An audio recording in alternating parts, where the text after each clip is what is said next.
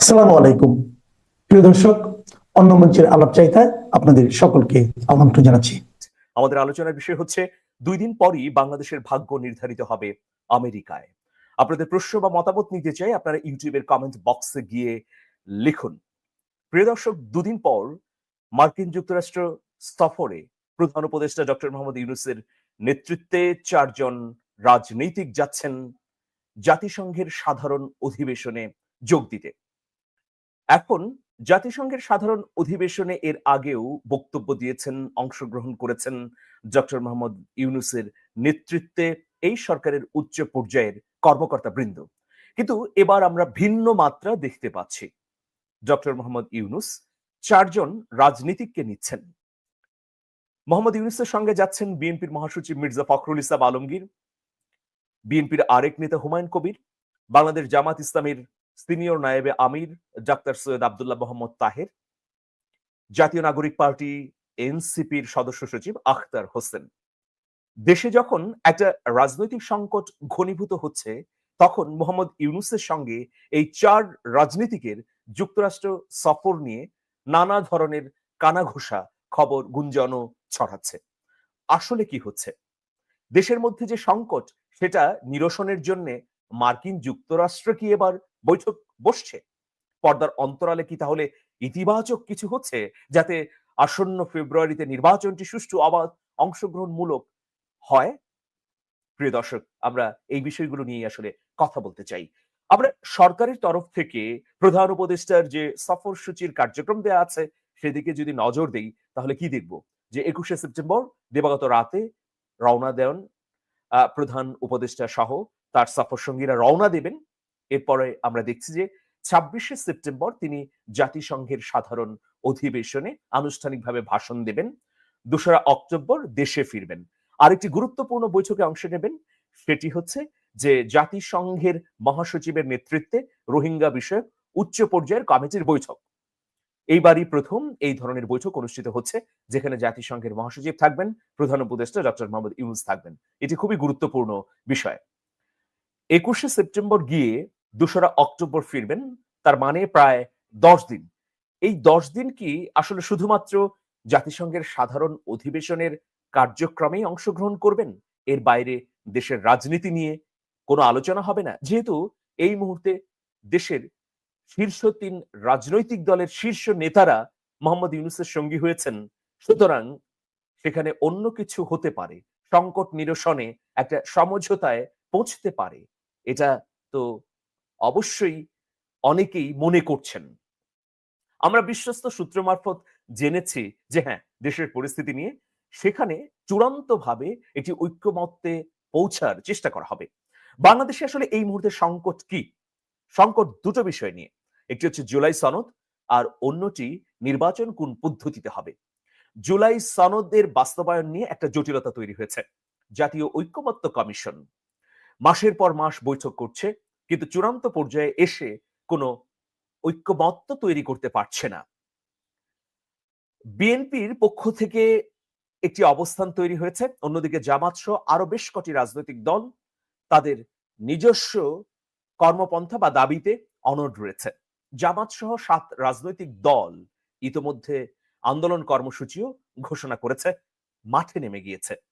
জামাত সহ ৭ রাজনৈতিক দলের দাবি কি, যে নির্বাচনের আগেই জুলাই সনদের বাস্তবায়ন করতে হবে এবং এই জুলাই সনদ অনুযায়ী নির্বাচনটি অনুষ্ঠিত হতে হবে। দ্বিতীয় বিষয় হচ্ছে যে নিম্নকক্ষ এবং উচ্চকক্ষ অর্থাৎ উভয় কক্ষেই পিআর বা সংখ্যানুপাতিক পদ্ধতিতে নির্বাচন আয়োজন করতে হবে। একদিকে জামাত সহ ৭ দল বা অন্যান্য রাজনৈতিক দলের এই অবস্থান, অন্যদিকে বিএনপি চাইছে যে পিআর পদ্ধতিতে নির্বাচন না হোক বা পিআর পদ্ধতিতে তারা আগ্রহী নন। আবার জুলাই সনদের বাস্তবায়নের ক্ষেত্রে দুদিন আগে জাতীয় ঐক্যমত্য কমিশনের পক্ষ থেকে একটি সিদ্ধান্ত বা একটি চূড়ান্ত মতামত উপস্থাপন করা হয়েছে। সেখানে বলা হচ্ছে যে সংবিধান আদেশের মাধ্যমে এই জুলাই সনদকে কার্যকর করা হবে। আর ফেব্রুয়ারিতে যে নির্বাচন অনুষ্ঠিত হবে, সেই নির্বাচনে একদিকে যেমন প্রার্থীরা ভোটে দাঁড়াবেন, অন্যদিকে জুলাই সনদের বাস্তবায়ন করার জন্য গণভোটও অনুষ্ঠিত হবে। এক্ষেত্রে জাতীয় ঐক্যমত্য কমিশন বলছে যে একই দিনে জাতীয় নির্বাচন এবং একই দিনে গণভোট অনুষ্ঠিত হবে। এখন দ্বিমতের জায়গাগুলো আমি বলছি। বিএনপির পক্ষ থেকে বলা হচ্ছে নো পিয়ার, গণভোট হতে পারে, কিন্তু সেটি হচ্ছে ইলেকশনের পরে। জামাত সহ অপর রাজনৈতিক দলগুলো বলছে যে অবশ্যই পিয়ার হতে হবে, গণভোট নির্বাচনের আগে অথবা নির্বাচনের দিন। তাহলে সংকট কিন্তু আরো বেড়ে গেল। এখন দেখুন, অনেকে বলছেন যে দুপক্ষই কিছুটা ছাড় দিতে হবে। সেক্ষেত্রে এইরকম শোনা যাচ্ছিল যে পিয়ারের দাবি উঠেছে, এটার মাঝামাঝি একটা সমাধান। যেমন মাওলানা মামুনুল হকের বাংলাদেশ খেলাফত মজলিস ইতিমধ্যে বলেছে যে নিম্নকক্ষে প্রয়োজন নেই, আপাতত উচ্চ কক্ষে পিয়ার দেয়া হোক। এখন সরকারের তরফ থেকে একটি বিশ্বস্ত সূত্র বলছে যে ইতিমধ্যে উচ্চ কক্ষে পিয়ার মেনে নেওয়ার জন্য বিএনপিকে আহ্বান করা হয়েছিল, প্রস্তাব দেওয়া হয়েছিল। কিন্তু বিএনপির পক্ষ থেকে সরাসরি না করে দেওয়া হয়েছে যে না, আমরা উচ্চ কক্ষেও পিয়ার চাই না। অন্যদিকে বিএনপি বলছে যে গণভোট হতে পারে, কিন্তু সেটা নির্বাচনের আগে নয়, নির্বাচনের পরে। আর জামাত বলছে যে নির্বাচনের আগেই গণভোট হতে হবে অথবা জাতীয় নির্বাচনের দিন একই সাথে গণভোট হতে পারে। অন্যদিকে আরেকটি রাজনৈতিক দল, গণ অভ্যুত্থানের সংগঠকদের গড়া রাজনৈতিক দল হওয়ার কারণে সেটিও আসলে গুরুত্বপূর্ণ, জাতীয় নাগরিক পার্টি এনসিপি। এনসিপির পক্ষ থেকে বলা হচ্ছে যে গণপরিষদ নির্বাচন এর মধ্য দিয়ে একটি নতুন সংবিধান তৈরি করা যাবে। এখন দেখুন, তিনটি গুরুত্বপূর্ণ রাজনৈতিক দলের তিন ধরনের অবস্থান।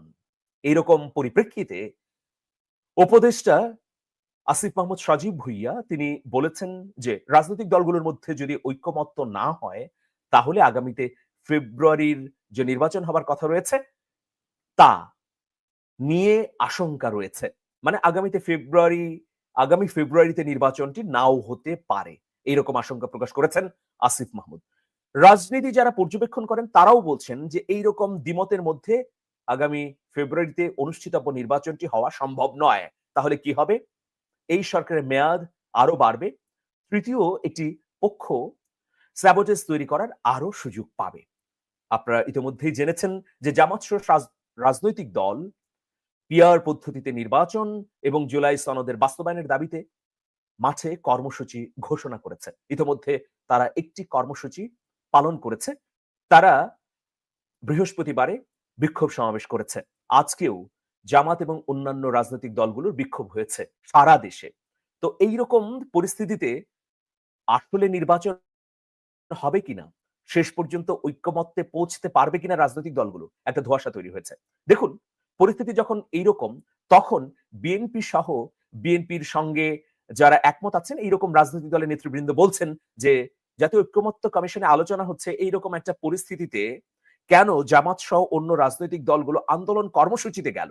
আন্দোলনে যাওয়া মানে হচ্ছে আলোচনাকে বৃদ্ধাঙ্গুলি দেখানো। তবে জামাত বলছে যে আমরা দীর্ঘদিন ধরেই আমাদের দাবির পক্ষে সভা, সেমিনার এবং ব্যক্তিগত পর্যায়েও কথা বলছি বা বোঝানোর চেষ্টা করছি, কিন্তু কোনোভাবেই বিএনপি এটাকে মেনে নিচ্ছে না বা সরকারের তরফ থেকেও কোনো ধরনের চূড়ান্ত সিদ্ধান্ত দিচ্ছে না। সুতরাং আমরা রাজপথে গিয়েই এটি সমাধান করতে চাই, সরকারকে বাধ্য করতে চাই জুলাই সনদের বাস্তবায়ন এবং পিআর পদ্ধতিতে নির্বাচনের জন্য। তাহলে কি একদম অনড় পরিস্থিতি তৈরি হচ্ছে না? একদিকে বিএনপি সহ আরো ২-৩টি রাজনৈতিক দল, অন্যদিকে জামাত সহ ৭টি রাজনৈতিক দল, আর যারা কর্মসূচি দেয়নি এইরকমও দল আছে যারা পিয়ার চায়। এই সংকট নিরসনের জন্য ইতোমধ্যে উদ্যোগী হয়েছে গণতন্ত্র মঞ্চ নামে একটি জোট। এই জোটে ৪টি রাজনৈতিক দল রয়েছে। তো এই জোটের পক্ষ থেকে ইতোমধ্যে একটি বৈঠকও অনুষ্ঠিত হয়েছে। সেই বৈঠকে তারা বলছে যে বিএনপি এবং জামাত সহ অপর রাজনৈতিক দলগুলোর সঙ্গে বৈঠক করবেন। যথাসম্ভব একটা সমঝোতা বা ঐক্যমত্যে পৌঁছানোর জন্য তারা ২ দলের সঙ্গে কথা বলে চেষ্টা করবেন। এইরকম পরিস্থিতিতে, এইরকম সংকটের মধ্যে অন্তর্বর্তীকালীন সরকারের প্রধান উপদেষ্টা ডক্টর মোহাম্মদ ইউনূস যাচ্ছেন মার্কিন যুক্তরাষ্ট্রে। সেই মার্কিন মুলুকে আবার ৪ রাজনীতিককে নিয়ে যাচ্ছেন। সুতরাং ৪ রাজনীতিকের মধ্যে ডক্টর মোহাম্মদ ইউনূসের নেতৃত্বে যে বৈঠক হবে না, সেটিকে একদম উড়িয়ে দেয়া যায় না। আমরা শুনতে পাচ্ছি যে জাতিসংঘের সাধারণ অধিবেশনের ফাঁকে বারবার, কয়েকবার, শুধু একবার নয়, সিরিজ আকারে বৈঠক অনুষ্ঠিত হবে রাজনৈতিক নেতাদেরকে নিয়ে। এই বৈঠকে জুলাই সনদ বাস্তবায়নের পদ্ধতি এবং পিআর পদ্ধতি নিয়ে আলোচনা করা হবে। সর্বশেষ যে তথ্যটি পেলাম, সরকারের তরফ থেকে আবারও বিএনপিকে অনুরোধ করা হবে যেন উচ্চকক্ষে হলেও পিআর পদ্ধতিকে মেনে নেওয়া হয়। তাহলে সরকার জামাতকে অনুরোধ করবে যেন তারা নিম্ন কক্ষে পিআরের দাবিটি ছেড়ে দেয়। আর অন্যদিকে জুলাই সনদের বাস্তবায়নের জন্য যে গণভোটের কথা বলা হচ্ছে, সেই গণভোটটি যেন নির্বাচনের দিনই করতে সব রাজনৈতিক দল একমত হয়। মূলত ৩টি রাজনৈতিক দল প্রথমত, পরে তারা যদি একমত হয়ে যায়, দেশে এসে অন্যান্য রাজনৈতিক দলগুলোর সঙ্গে আরো বর্ধিত আকারে আলোচনা করা হবে। এখন দেখুন, বিএনপির পক্ষ থেকে সংবিধান আদেশের মাধ্যমে জুলাই সনদ কার্যকর নিয়েও কিন্তু দ্বিমত রয়েছে। বিশেষজ্ঞরা বলছেন যে সংবিধান আদেশের মধ্য দিয়ে রাষ্ট্রপতি জুলাই সনদকে নির্বাচনের আগের সময়ে বাস্তবায়ন করতে পারেন, মানে কার্যকর করতে পারেন। এক্ষেত্রে কোনো বিশেষজ্ঞ আবার দ্বিমত প্রকাশ করছেন। তবে কেউ এটা বলছেন যে সরকারের পক্ষ থেকে যদি চূড়ান্ত সিদ্ধান্ত না দেওয়া হয়, তাহলে রাজনৈতিক দলগুলো কখনোই একমত হতে পারবে না। আর রাজনৈতিক দলগুলোর একমত হওয়ার অপেক্ষায় যদি থাকে, তাহলে ফেব্রুয়ারির নির্বাচনও হওয়া সম্ভব নয়। আপনারা জানেন যে ফেব্রুয়ারির নির্বাচন যদি না হয়, তাহলে অনেকগুলো ঝুঁকি তৈরি হবে। ইতোমধ্যে নির্বাচনকে বানচালের জন্য দেশে এবং দেশের বাইরে নানা ধরনের ষড়যন্ত্র চলছে। যারা আন্দোলন করছে তারা বলছে যে আমরা নির্বাচনটি অবাধ, গ্রহণযোগ্য, অংশগ্রহণমূলক করার জন্যই এই দাবিগুলো করছি। অন্যদিকে যারা এই দাবির বিপক্ষে তারা বলছে যে নির্বাচনের আগে এইসব দাবি উত্থাপন করা মানে হচ্ছে নির্বাচনকে বানচাল করা। দেখুন, চ্যালেঞ্জ সমূহ কি? ভারতের পক্ষ থেকে গণ অভ্যুত্থানের পরপর বেশ জোরে সোরে বার কয়েক বলা হয়েছে যে বাংলাদেশের দ্রুততম সময়ের মধ্যে নির্বাচন হওয়া উচিত। নির্বাচিত সরকারের সঙ্গে দিল্লি সম্পর্ক নবায়ন করবে। কিন্তু যখনই নির্বাচনের ঘোষণা দিলেন, একটা ডেডলাইন দিলেন ডক্টর মোহাম্মদ ইউনূস, এরপর থেকে একদম মুখে কুলু পেটে বসে আছে ভারতের পররাষ্ট্র দপ্তর। তারা এখন পর্যন্ত আনুষ্ঠানিকভাবে স্বাগত জানায়নি। ডিপ স্টেটের একটা সূত্র বলছে যে সাউথ ব্লক চাইছে ফেব্রুয়ারিতে নির্বাচনটি না হোক, বরং একটি তৃতীয় পক্ষ ক্ষমতায় আসুক, খোলামেলা ভাবে বললে যে সেনাবাহিনী বাংলাদেশের ক্ষমতা কুক্ষিগত করুক, এরপর একটা ইন্টারিয়াম পিরিয়ড তারা ক্ষমতায় থাকুক। ওই সময়ের মধ্যে আওয়ামী লীগের জন্য একটা ফিল্ড তৈরি হবে, যাতে আওয়ামী লীগ গুছিয়ে নিতে পারে। ২-৩ বছর পরে যখন নির্বাচন হবে, যেন আওয়ামী লীগ সেখানে অংশগ্রহণ করে। এরকম হচ্ছে অভিলিপ্সা আমাদের দিল্লির সাউথ ব্লকের। আর অন্যদিকে দেখবেন যে এই রাজনৈতিক দলগুলোর মধ্যে বিভেদের সুযোগে বাংলাদেশে এখন আওয়ামী লীগ তৎপর হয়েছে। ঢাকায় প্রতিদিনই কোথাও না কোথাও ঝটিকা মিছিল করছে আওয়ামী লীগ। ২ দিন আগে এইসব ঝটিকা মিছিলে সাধারণ মানুষ হামলা করে, গণপিটুনির শিকার হয় আওয়ামী লীগের নেতা কর্মীরা। আবার আমরা দেখছি যে আজকেও তারা ঝটিকা মিছিল করেছে। কিন্তু এইসব মিছিল থেকে গ্রেফতার করার খবর আমরা কম পাচ্ছি। আইন শৃঙ্খলা রক্ষাকারী বাহিনী যদিও বলেছে যে মিছিল থেকে কাউকে ধরতে পারলে ৫,০০০ টাকা পুরস্কার দেওয়া হবে। কিন্তু অনেকে বলছেন যে আইন শৃঙ্খলা রক্ষাকারী বাহিনীর ভেতরে থাকা কতিপয় কর্মকর্তার প্রশ্রয়েই আসলে এই ধরনের মিছিল হচ্ছে। এই মিছিলটি কেন হচ্ছে? যে আগামী নির্বাচনটি যেন না হয়, যেন বানচাল হয়ে যায়। নির্বাচন না হলে কি সুবিধা আওয়ামী লীগের? ওই যে আমি আগেই বলেছি যে আওয়ামী লীগ একটা স্পেস পায়। আওয়ামী লীগ আবারও পুনর্গঠিত হয়ে বাংলাদেশের রাজনীতি করার একটা পথ যেন তৈরি করতে পারে। এই জন্যে এই সময়টা তাদের প্রয়োজন। প্রিয় দর্শক, আমরা সামগ্রিকভাবে তাহলে কি তথ্য পাচ্ছি? যে মার্কিন মুলুকে রাজনৈতিক ৩ গুরুত্বপূর্ণ নেতার সঙ্গে মোহাম্মদ ইউনূস বসবেন দফায় দফায়। এরপর সমঝোতা করার চেষ্টা করবেন। যদি সমঝোতা সেই সময়ের মধ্যে, মানে আগামী ১০ দিনের মধ্যে না হয়, তাহলে মনে রাখবেন যে দেশ একটা ভয়াবহ অনিশ্চয়তার মধ্যে প্রবেশ করবে। ১০ দিন ২১শে সেপ্টেম্বর থেকে ২রা অক্টোবর বা ১লা অক্টোবর, এই সময় খুবই গুরুত্বপূর্ণ। এই সময়ের মধ্যে ৩ গুরুত্বপূর্ণ রাজনৈতিক দল একমত হলে পরবর্তীতে বাংলাদেশে এসে অন্যান্য রাজনৈতিক দলকেও একমত করার চেষ্টা করা হবে, বা ৩টি স্টেক যেহেতু অত্যন্ত গুরুত্বপূর্ণ, তাহলে অনেক সংকটই মিটে যাবে। আমরা জেনেছি যে মির্জা ফখরুল ইসলাম আলমগীর মার্কিন যুক্তরাষ্ট্র থেকে লন্ডনে যাবেন।